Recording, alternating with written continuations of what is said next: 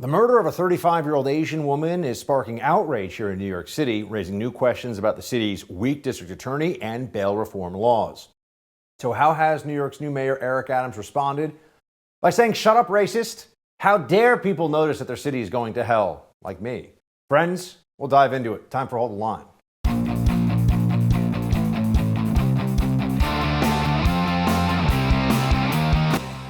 Welcome to Hold the Line. I'm Buck Sexton. Just so you know the details of the story, Christina Yuna Lee was stabbed more than 40 times, was found naked from the waist up. This is according to prosecutors at the arraignment of her alleged killer. The suspect, identified by police as 25-year-old Asamad Nash, was found hiding under a bed. This was all in the criminal complaint, and he was taken into custody. Asamad Nash is a career criminal. Somebody who, many people, this is the young woman who was stabbed to death in her own home by a man who followed her home in New York City, who should not have been on the streets. But you see, what the lunatic left has done in this country is pretend that criminal justice reform is about making sure people don't go to prison for selling a little weed here or there. That's what they say. But it's really about being soft on crime in general, treating criminals, I'm talking about hardened, violent criminals, as a societal problem. It's not really their fault. That's not the choices that they've made. So we all have to suffer the consequences collectively, at least people who live in neighborhoods where they don't have armed guards patrolling and fences to keep out, the undesirables who may commit crimes. Stunning to see how this plays out in city after city all across the country. Asamad Nash, the alleged murderer here, was out on supervised release. Okay, so when we say he shouldn't have been out on the street, we really mean it. For 3 other criminal cases, he has been arrested 7 times in the past 7 years. This is a criminal. This is a person who any judge or prosecutor who is being rational would say, we need to take off the streets as a matter of public safety. Instead, he was on supervised release, and now a young woman is dead after being horrifically stabbed to death in her own apartment. This story is indicative. This is emblematic, unfortunately, of what has happened all across the country ever since Democrats got this momentum for not only defund police, but ending mass incarceration, and pushed all these Soros-backed progressive prosecutors into major city prosecutors' offices all across America. This has been a nightmare in slow motion. We have all seen it occurring in cities day in. And by the way, not just big cities. Mid-sized to small cities, too, have seen major increases. Here's the January year-over-year increase in crime in New York City alone. Theft up 91.5%, robbery up 33%, shootings 31%, rape 26%, felony 12.3%. Overall, a 38% rise in crime year over year in New York City. Now keep in mind, last year was a record jump in crime overall in New York. And now we can use New York as an example of what is playing out in Houston, in San Francisco, in Portland, in Chicago. So many of the Philadelphia. Philadelphia set its all-time murder record since they've been keeping records last year. What is going on? You have Democrats in charge in these places, and the politics shifted, and now a lot more people are dead.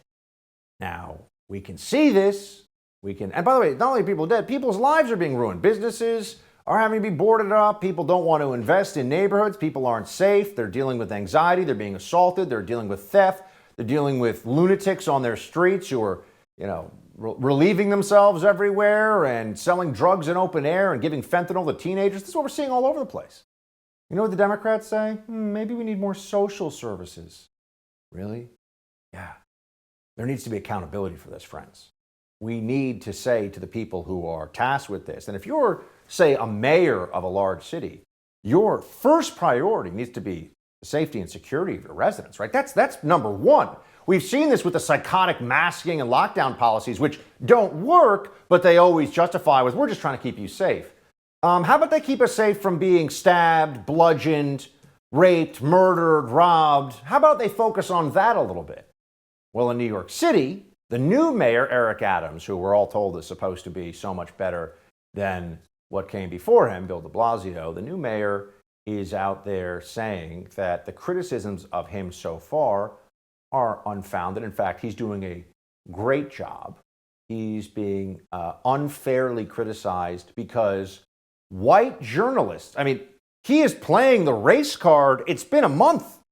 He says that white journalists particularly are misrepresenting him. Watch. I'm a black man, that's the mayor.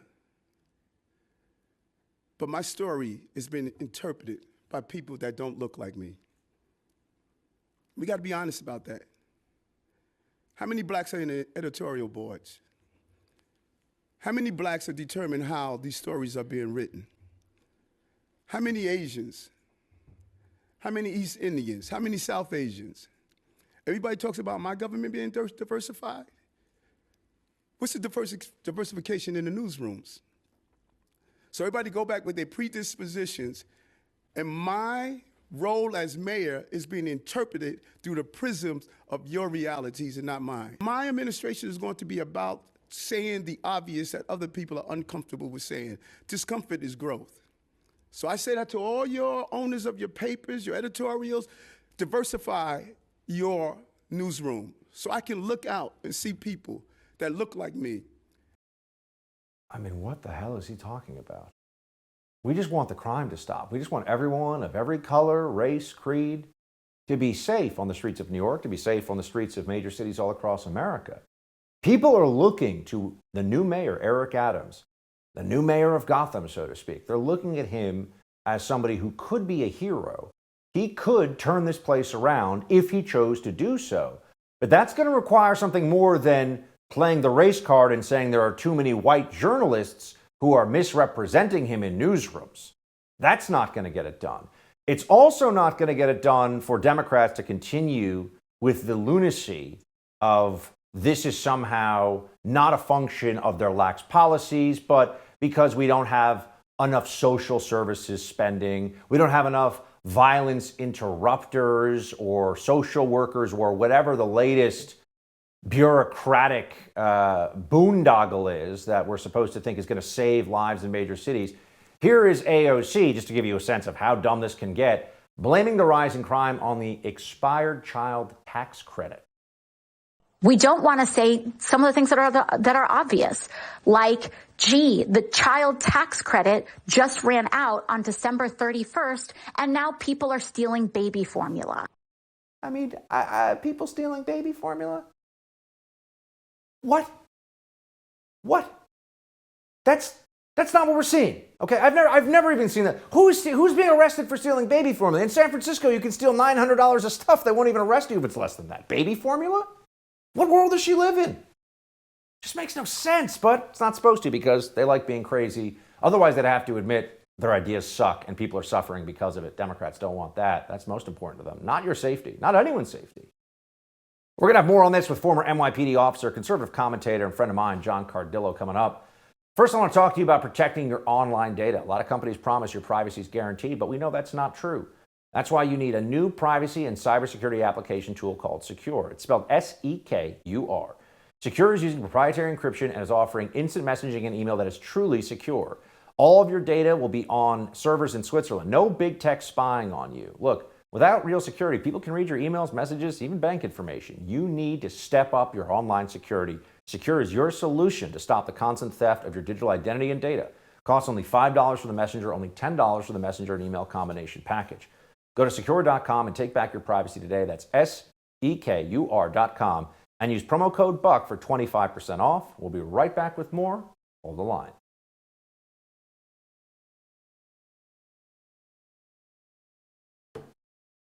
Another gruesome and yet preventable murder sparking outrage across New York City. Chilling surveillance footage shows a man following 35-year-old Christina Yuna Lee into her Chinatown apartment early Sunday morning, where he proceeded to stab her 40 times. The suspect, a 25-year-old homeless career criminal, was arrested 7 times in the past 7 years and repeatedly released without bail, yet another poster child, if you will, for a failed justice system that refuses to learn the lessons while people suffer. Former NYPD officer John Cardillo joins me now to try to make sense of this madness. John, good to see you. Good to see you, Buck. Well, I mean, let's start with this. How is it possible that anyone who works in law enforcement anywhere in the country sees what's going on and does not understand that the whole, not just defund the police, but end the mass incarceration state, police reform, criminal justice reform mantra of the left is a disaster, one soaked in blood? Yeah, it's a disaster. And look, you and I have been on air countless times. We speak offline. We've known each other a long time. This isn't hyperbole. This is an exaggeration. What the Democratic Party has become is a pro-criminal movement, okay? It's a pro-criminal movement. And all you have to do is look no further than guys like Chesa Boudin, the DA of San Francisco, his parents were cop killers, and now Alvin Bragg, the district attorney in Manhattan, who refuses to prosecute violent crime. The bad guys are enabled. They are emboldened. So this guy who killed this young woman, and I'm going to call it, it's another Black on Asian attack. These aren't white supremacists. There's long been strife and conflict because the Black and Asian communities in New York City, it goes back to the late 1980s, even before that. This is yet another anti-Asian attack committed by a male Black, but more important, the district attorney of New York, of Manhattan, and it's important for your viewers who may not know to understand there are 5 elected district attorneys. Each borough of New York City has their own. In New York City, those 5. Alvin Bragg in Manhattan has very publicly declared that he is not prosecuting violent crime. So what happens? The bad guys, the armed robbers, the rapists, the killers, they're emboldened. They've been given free reign to commit crime. It's like a bizarre version of that movie, The Purge. This is solely 100% the result of policies of Democrats who are not only soft on crime, but who are downright emboldening murderers. Asian hate crimes in New York City, John, in 2020 were up 900%. 2021, I mean, this is the stat. These are stats we have. NYPD up 4,333%. Fascinating to see how the national Democrat news media was talking about this as an issue of white supremacy. And then people started to your earlier point, crunch the numbers about who's committing these assaults on members of the Asian American community and who's committing the anti-Asian hate crimes. It's not white supremacists. No, and the same numbers hold true for the anti-Semitic attacks on the Orthodox Jewish community, the Hasidic community, and primarily in Brooklyn.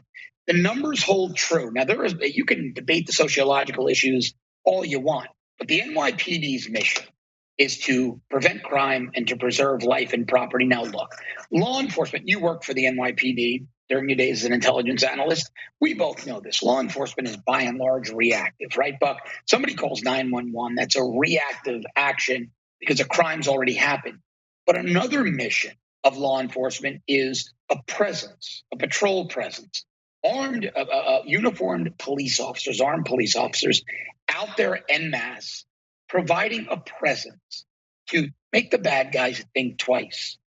But guys like Bill de Blasio, unfortunately, Eric Adams is continuing these bad policies, and people like Alvin Bragg, the DA, are reining that in.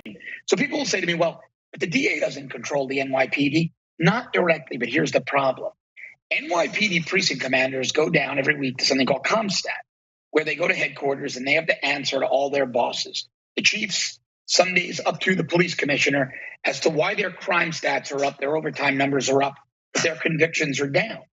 Now, if you're a precinct commander, a captain, anything above captain in the NYPD is promoted politically on merit. It's no longer a civil service test. You can't go down to ComStat with all of these arrests, all of this overtime, while the DA's office is throwing those cases out. There are no convictions. That's how you lose a command. That's not how you get promoted and you ascend your career. Alvin Bragg knows this, the DA of Manhattan. So what he's doing is he's telling the NYPD, make those arrests, rack up that overtime, piss off the mayor's office, piss off the NYPD brass. I'm not going to prosecute him. So what do precinct commanders do? They say, hey, guys, don't bother making the arrests. They're not going to go anywhere. This is devastating for public safety. Absolutely devastating. Jen Psaki, meanwhile, we talked about the Asian American, the surge in crimes against Asian Americans. And Jen Psaki's out there. I mean, I think you know where this is going, John. Blaming the rhetoric about COVID-19 for the hate crimes targeted. Watch this one. The president has put in place a task force. He has hired a senior level staffer to be a representative and be someone who can speak to these threats and these concerns and these fears felt by the Asian American community, because there's a number of steps we need to take and continue to take to address. And we've seen this rise, unfortunately, because of hate-filled rhetoric and language around the origins of the pandemic. And that is something that Asian Americans across the country have been feeling. So I guess career criminals who are disproportionately non-Asian minorities who are being released from prison, or rather released from jail right away because of the bail reform laws, we're to think, according to the White House, John, that they are upset about the origins of COVID-19 and that's why they're attacked. This is from the White House. This is what they actually say publicly. Yeah, well, China virus didn't exist in 1992 when the black community started trashing Korean businesses in Los Angeles. This is a problem that goes way back. Jen Psaki, the bride of Chucky, is an absolute moron. She should be ashamed of herself. I mean, I stopped buying into the excuse, oh, poor Jen Psaki. Biden doesn't brief her. He's checked out. The rest of his staff doesn't. She's a sinister, evil woman who gets up there and lies about why crimes are happening to give cover to their far left agenda. It is absolutely preposterous. It is asinine to assert that because we called it China virus, because it originated in China early on, that's somehow the reason that black on Asian crime is increasing to levels it did in the late 1980s, early 1990s. The real explanation is they went back to pre-Giuliani policing policies. They went back to coddling thugs, rapists, robbers, murderers, and they got away from proactive policing, broken window strategies. That's why it's happening. Nobody believes Psaki. John, I got to get your assessment here as a longtime New Yorker who had the good sense to flee this place, to go down to sunny Florida, Ron DeSantis's Freedom State. I just want to know, how do you think it's going with, I know it's early, so to be fair, it's very early, but what's your assessment? We talked about at the top of the program here of how the new mayor, Eric Adams, is doing. I mean, people kept saying, he's going to turn this place around. I've been saying, I don't know. What do you think? Early on, I gave the guy a shot. And I'll tell you why, Buck. It wasn't because he was NYPD. It's kind of useless in the NYPD. But I did have some dealings with him when he was a New York State senator, and some friends did when he was borough president of Brooklyn, right before he became the mayor. And they said, well, this is a guy who now gets it. He understands you need law and order for commerce. So I gave him a shot. But like Democrats often do, he did disappoint, and he didn't disappoint. And when I say he didn't disappoint, it's because Democrats will never disappoint you. They will inevitably do exactly what you expect them to do, which is make things worse. And I think Eric Adams is now just de Blasio 2.0. Now, it's sad, but New York bought this. He broke it again, and they're stuck with it. We'll have to see. John, good to see you, my friend. Thanks for being with us. Good to see you, bud. Thanks. D.C. Mayor Muriel Bowser recently lifted some of her city's COVID-19 protocols, and the demographic of those who strongly oppose her mandates, might surprise you. We'll talk to First TV contributor Tina Lowe coming up, but right now let's talk about protecting your most valuable asset, your home. How devastated would you be if a criminal stole all the equity in your home? This crime's happening all over the U.S. There's one company standing between you and these thieves, Home Title Lock.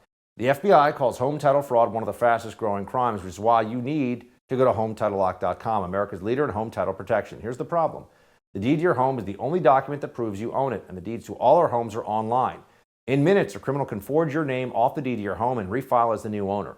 The crime can cause you to spend a fortune in legal fees when thieves take out loans in your name. It can even lead to eviction. Common identity theft services do not protect you from this crime. HometitleLock.com is your peace of mind that the deed to your home is protected. Visit HometitleLock.com. Again, that's HometitleLock.com. The First TV's Tina Lowe stops by in a moment.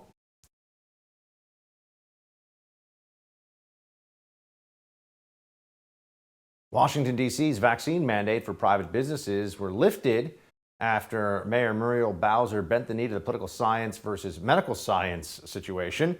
Capital City also joined a group of Democratic-controlled jurisdictions to extend mask mandates for schools beyond businesses and other entities, of course. Hawaii, California, Maryland, New York, New Mexico, Washington, and Illinois are the only states still requiring students to wear masks in school. So who are most strongly opposed to Bowser's draconian vaccine mandate? I think the answer could surprise some folks. Tina Lowe has that answer for us. Tina, thanks for being here. Hey, Buck, thanks for having me.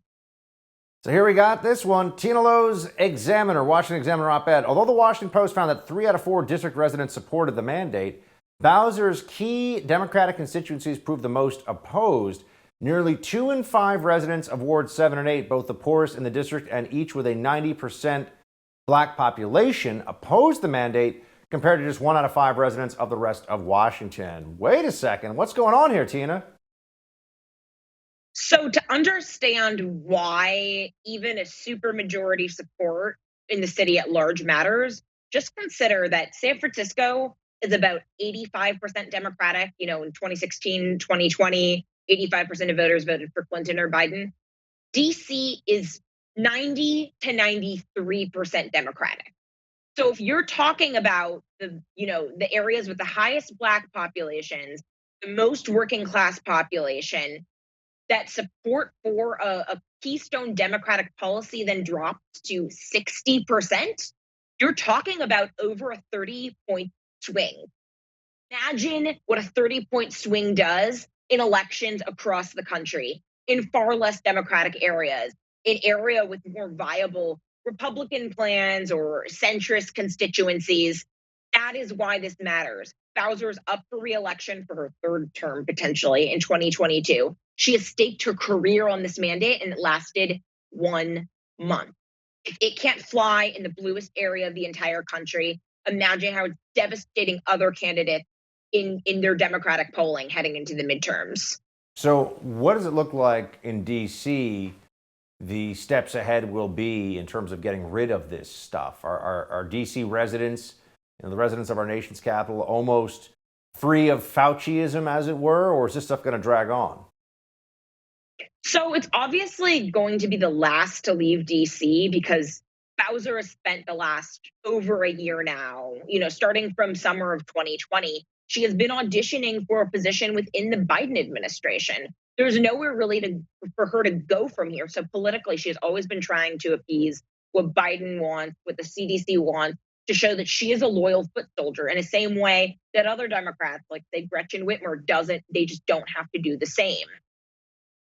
Here's White House coronavirus response coordinator, by the way, Tina, Jeffrey Zients, saying that the president is doing a great job. Watch. The president's COVID plan is clearly working, and we believe the American people will be well served by our deliberate and thorough approach to planning for the future. It is clearly work. I mean, that is some next level ballsy stuff to say here. I mean, let's be honest. It's working. We just went through all-time high record COVID cases. We just went through almost the absolute peak of deaths, the same level we saw this year with last year at the same time when there were no vaccines. And basically the virus burning through the whole country again. Is Biden taking a victory lap? This is pretty amazing. He's clearly gambled, and he gambled from the beginning of administration that these vaccines would prevent any transmission, which proved to be not true. And as a result, he did not invest enough in therapeutics. Where are all these pills that we've seen these pharmaceutical companies saying that they test really well? They don't have the supply. There is not Regeneron or monoclonal antibodies anywhere. And earlier on, when Ron DeSantis was trying to get a supply of them, the Biden administration again throttled them. So he bet that the vaccines would be the panacea for the pandemic, and it failed. And that's what we're seeing a lot, in large part, in the economic collapse with inflation rising and with a lot of our projected growth falling. That's a product of him gambling and him failing. Meanwhile, today, I don't know if you got to see some of this, Tina, but the coronavirus White House task force, that we saw some of the footage a moment ago, they were just going on and on about all the things they're doing, all the preparations they're making. And for people paying close attention, they might have thought to themselves, wait, why are we still talking about mass testing and all these things? Oh, because this is actually going to be the way it is forever now in their minds. Like we're now living in the perpetual COVID health apparatus. And the biosecurity state is now something that's just forever. Here is, to that end, CDC Director Rochelle Walensky saying that, we want to give people a break from this, but just a break. Watch. We are assessing the most important factors based on where we are in the pandemic, and will soon put guidance in place that is relevant and encourages prevention measures when they are most needed to protect public health and our hospitals. We want to give people a break from things like mask wearing when these metrics are better, and then have the ability to reach for them again should things worsen. If and when we update our guidance, we will communicate that clearly, and it will be based on the data and the science. I hate these people. I'm just going to say it. I absolutely despise them. I mean, they've forgotten the entire concept of the consent of the governed, and these aren't even politicians. It's not like these are congressionally authorized, rules, however foolish they may be. These are unelected bureaucrats. And I think that it's become pretty clear. I might have been a little bit less of a pessimist than you about how awful this presidency would be, but they've shown to all of us 2 millimeters to the right of, I don't know, Karl Are you Marx. saying the Buckster saw this one coming all along, Tina? Are you saying the Buckster saw it? I'm just saying, let's just be honest here. I'm saying that Buck was right and I was wrong. Happy to help. Congratulations. But you know what? We just have to beat them at the ballot box. That's it. There has to be a punishment and there has to be revenge. Revenge on behalf of especially the children who are paying the price for this and who had no say for the past 2 years. I'm not letting this thing go. Clearly you aren't either. I think any sane person realizes that if this just turns into them thinking that, meaning the apparatus, the Fauciites, that they're doing us some kind of a favor, they're going to do all this again. Like, we have to actually convince everybody this was all a disaster. Oh, yeah, they will always find a new reason. I mean, if you listen to the rationales right now, you compare the death rate for kids right now, and they'll say, so what if it's just the flu? It's still a pandemic. They just turned the word pandemic into the rationale that ends all debate. This with everything, because they realize that it's a playbook that worked. We cannot let the playbook work. We have to show that there will be political punishment for this weaponization of whatever public health used to mean. Tina, a lot of honesty today. Good to see you. Thanks for being with us. Thanks, Buck. With the vast majority of states announcing they're easing their mask mandates, just 3 states remain defiant in the face of both science and shifting public opinion. After the break, member of the New Mexico House of Representatives and candidate for Governor Rebecca Dow joins us to discuss her fight to end those crazy mask mandates. Stay with us.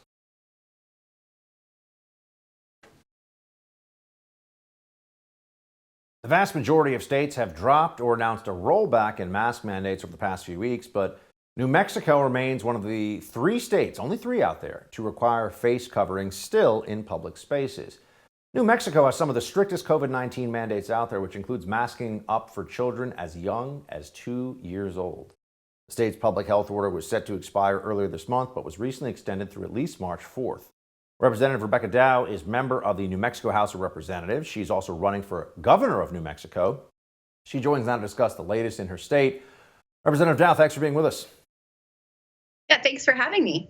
We're actually in the middle, last 24 hours of our 30-day session right now. Yeah, I'd like to start with the video of you asking the House to lift New Mexico's mask mandate. Here it is.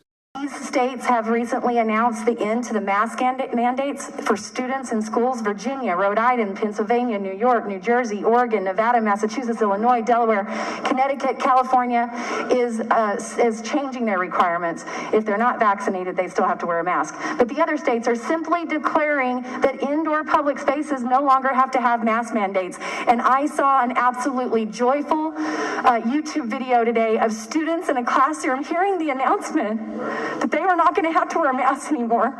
They're jumping up and down and cheering and hugging their friends and hugging their teachers. And then my heart broke for New Mexico students. It is time to end our emergency orders. It is time to let students take their masks off. I mean, I'm with you 100%. Why are they fighting you on this? What are they saying?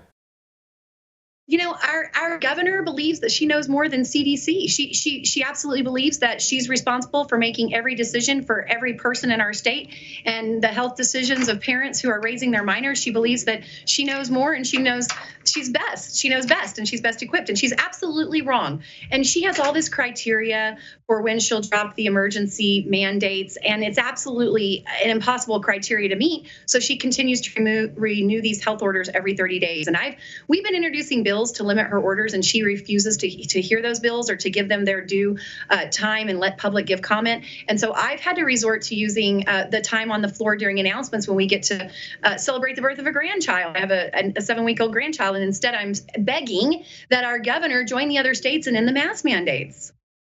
Spokesperson for the governor of New Mexico issued an explanation on why the state is holding firm. Data shows, according to the statement, that Omicron case counts are trending lower, but continue to hover around 3,000 per day, requiring the extension of the mask mandate for the time being. The highly infectious nature of the Omicron variant requires continued vigilance until the number of New Mexico hospitalizations decreases. Do they know? I'm just wondering, have they gotten the memo that the mask mandates everywhere across the country have never, in fact, stopped or even brought down the spread of coronavirus? Do they have the internet? I mean, can they read data? Explain this one to me. Yeah, we all know that there is some effectiveness when you have a properly fitted, N95 mask, but that's not what our students are wearing.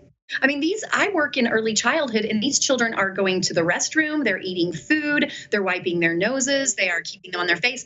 And during the most critical times of development in their life, when they are learning to articulate an entire language, 80% of our communication is nonverbal. We have no idea the impacts that the masks have had on children, some of which have never been cared for by a provider or had a teacher without a mask if they were born after March 11th. And the secondary impacts, I don't know how we recover from this in a state that's already ranked 50th in the nation for our educational outcomes. This is the wrong thing to do. It's time to take the mask off our children.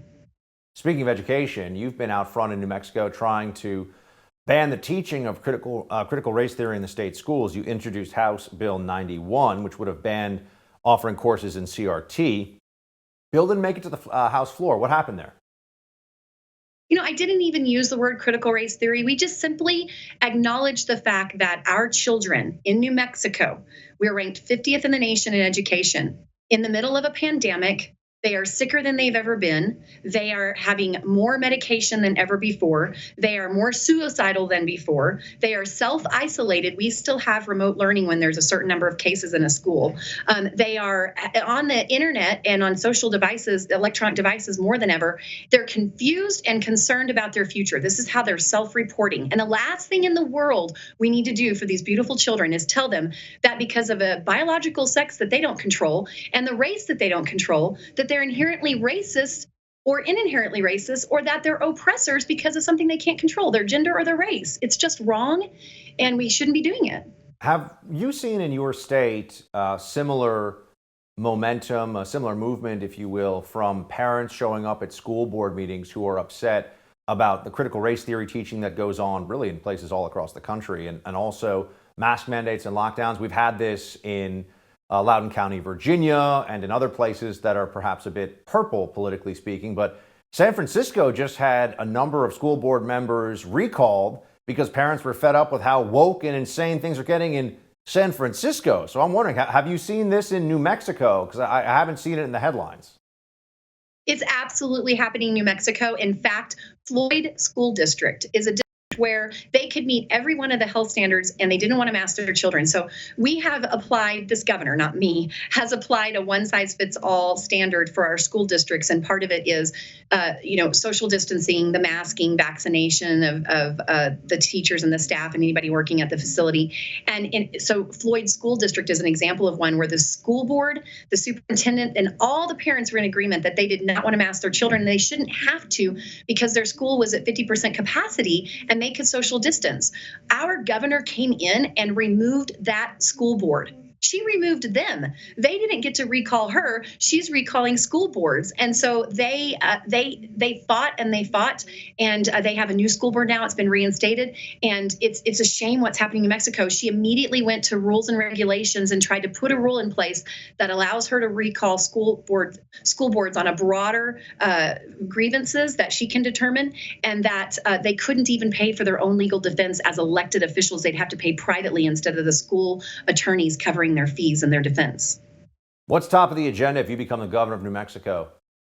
Oh my gosh. We'll end these emergency health orders, of course, and secure the border. And from there, it's more freedom and less government. I mean, my favorite governor is Kristi Noem. I think she's awesome, and she has been courageous. We share a lot of things in common growing up in rural. I grew up in rural New Mexico, and I'm the daughter of an oil field worker. And so to be able to celebrate the American dream, to preserve the American dream, and I think uniquely for me, as New Mexico being a western state and a border state, it is critically important that we have a governor who will not delegate their duty to the federal government. I believe in individual state rights. I understand that we're a constitutional republic, and we're going to push back on the federal intrusion of our state rights and our individual state rights. So I trust citizens to make the right decisions, and it's time for New Mexico to have a governor who will trust citizens and allow prosperity and allow opportunity in a state that's been oppressed by bad government for decades.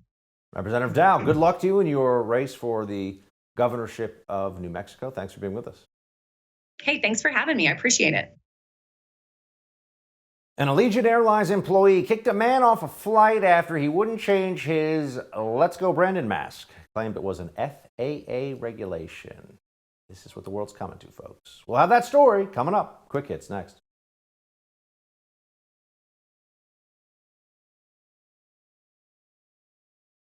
A teacher claims she doesn't have to listen to parents because they're not her boss. And apparently in New Zealand, if you refuse to get a COVID test, you can get arrested, have your bank accounts and property seized, and be put on a no-fly list.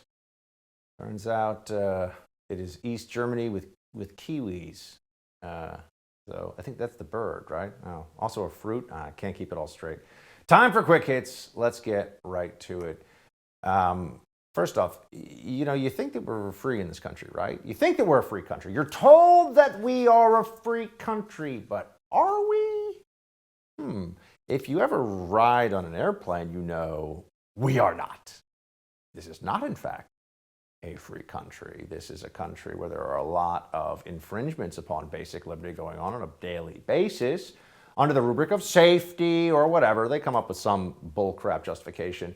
Here's an example.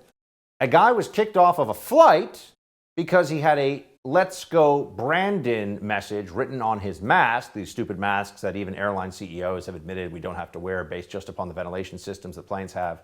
He refused to change masks. Allegiant Airlines says it was an FAA regulation that he had to go. Watch. So I'm going to ask you to put a different mask on, or I'm going to have to ask you to change it. So is that a violation of my rights? This is an FAA regulation, and I'm asking you to comply. That's great. So I'm going to ask you to change your mask. Could you please put the phone down? I do not give you permission to film me. Put the phone down. I think this is... Okay, I'm going to have you to leave the aircraft, please. I'm going to have you leave the aircraft. Sorry, I'm just asking. I'm going to have you leave the aircraft now. That's what I'm just asking. Can you get your name? No, I do not give you permission to film me. Have your seat. Please leave your seat. Do you have any bags in the overhead bin? I do, yeah. If you can get those down, please.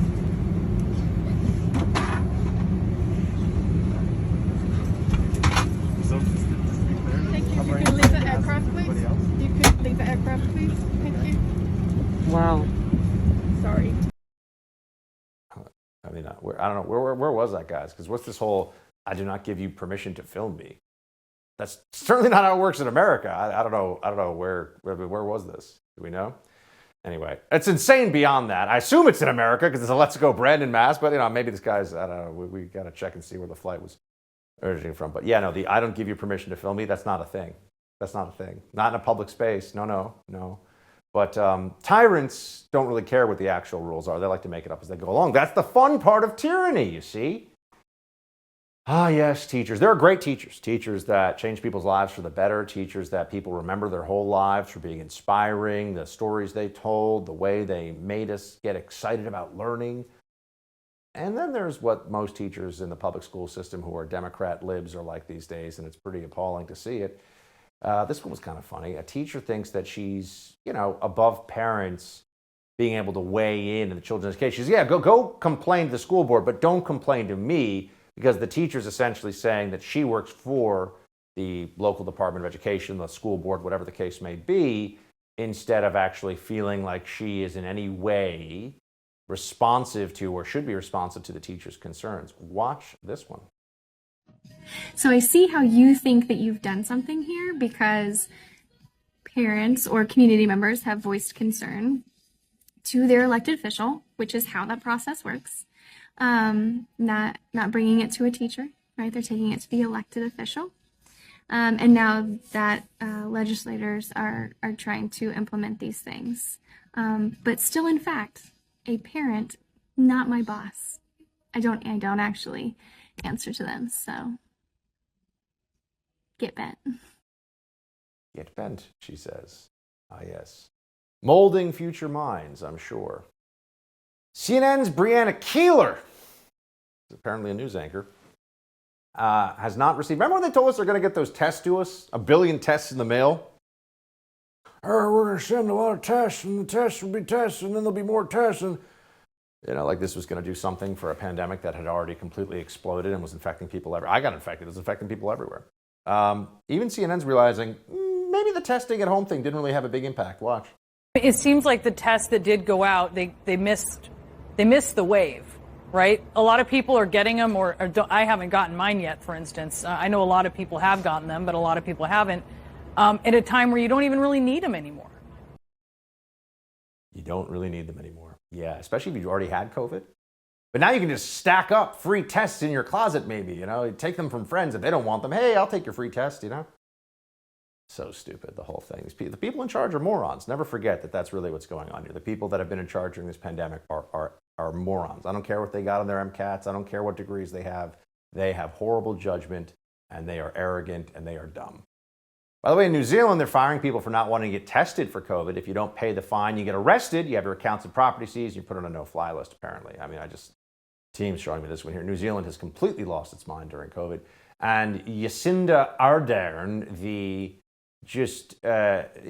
female tyrant-in-chief of New Zealand, is now saying that she thinks that people should probably get, if the cops want to spray protesters with water cannons because they don't like the lockdowns, yeah, maybe that's fine. Fascism, folks. That's it for tonight's Hold the Line. The No Spin News at Bill O'Reilly is next. Shields high.